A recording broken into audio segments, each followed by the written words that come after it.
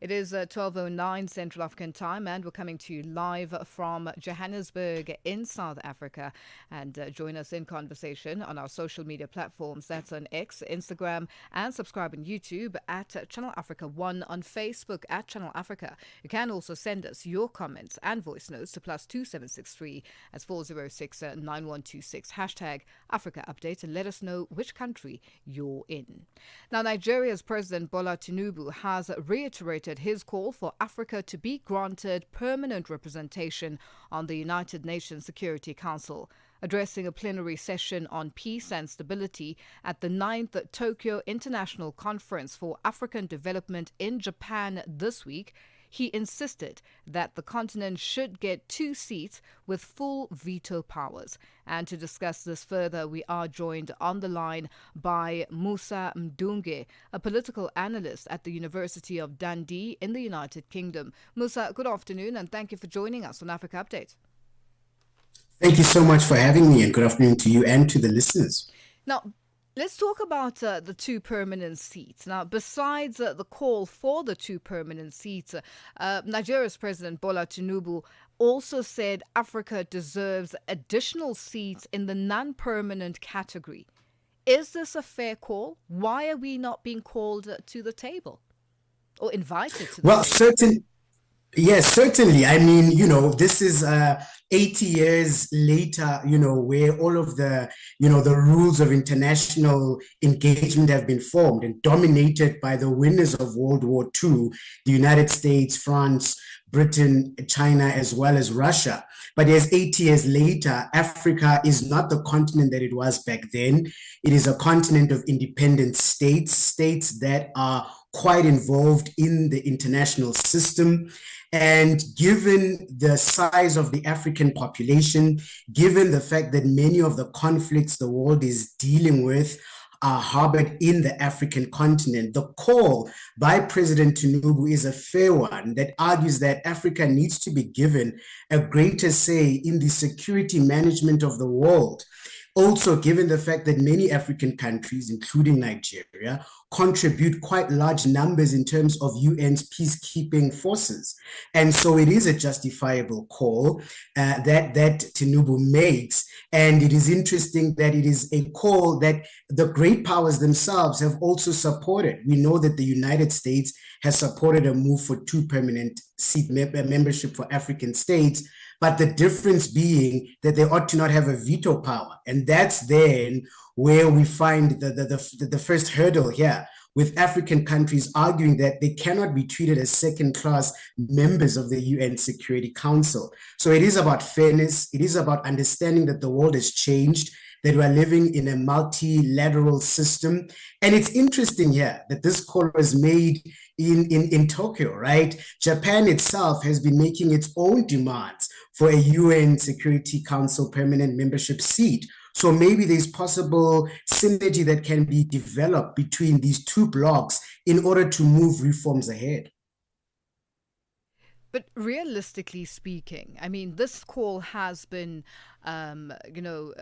spoken of, and there have been a number of calls from not only Nigeria's president, South Africa's president, a number of leaders on the African continent highlighting this lack of,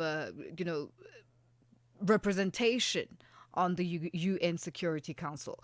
Now, are we likely to see this happen? And as you said, 80 years plus and still no change. Why?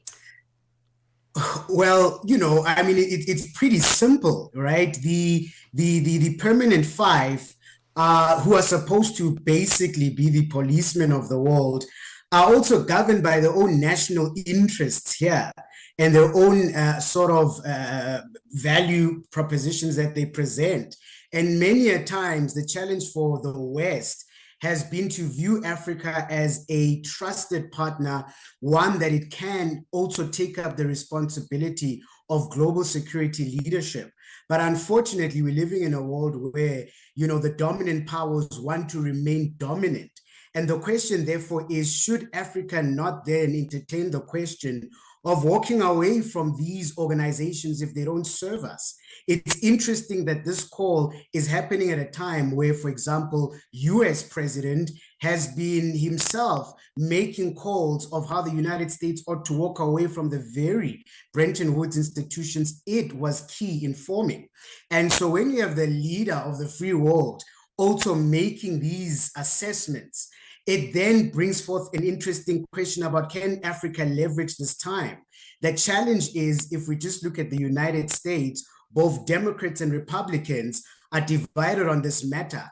And depending who's in power, it shifts the goalposts. And that is the same whether we think in Europe, where there's been huge political changes in the past 10 years. So the challenge here is we're not going to see change here because the people who are key to driving that change are themselves prisoners of their own national interests, national conditions, and how they see the world, both in terms of the geopolitics and the geoeconomics. That also matters too. And you see it, by the way, whether it's Russia, China. All right, we see veto power in order to ensure that national interests are not compromised. So that is perhaps why we find ourselves in this position. Well, when it comes to who should fill those seats, if Africa gets them, when Africa gets them, where would the lot fall? Could this also not lead to conflict and friction? Yep, that is the question, right? Because the various countries that are posing their own sort of challenge and legitimacy claim to these seats, whether we think of Nigeria, whether we think of our own country, South Africa, which has its own history and contribution towards peacekeeping and mediation on the continent, and, has also gotten support. For example, I remember President Hollande, for example, of France, when he was in South Africa, presented French support for South Africa's claim to a UN Security Council seat. But there's also countries like Egypt with its powerful military, its contribution not only to North Africa, but the Middle East. The fact that it is a transcontinental country gives it that advantage, and then there are other countries, Kenya, for example, Algeria, for example, even Rwanda, given its role in the DRC, may likely make a claim. So you are quite correct that it is likely to bring about conflict. That is why a further proposal could be that there's 2 permanent seats be done in a rotational basis. That can then be a possibility. Now, the challenge there then is you'd have an inconsistency of policy, right? And so that's where the challenge is in terms of that. There are proposals that the AU be the proposed body to take up any membership seat in Africa. But we know how ineffective the AU has been. I was and we just know going to come to that. With, yes. with just the African continent on its own, any analyst or politician that speaks of the AU generally has nothing positive to mention. So in this instance, as you say, policy could be a bit tricky with regards to rotational seating. But, now we look at the fact that this was then done. You've touched on why probably it was done highlighted in Japan, in Tokyo. In his address, he mentioned the peace talks with the Democratic Republic of Congo, despite fighting insurgency in his own country. Yes, right. That's the challenge for President Tinubu, is that, he faces a legitimacy challenge that he can't get the security challenges of his own country, under control.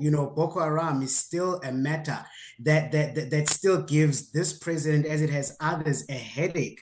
And there are deep-seated divisions within Nigeria. I speak to a lot of my Nigerian friends, and when they describe just the tribalism challenge in Nigeria, it makes what we think is tribalism in South Africa seem light.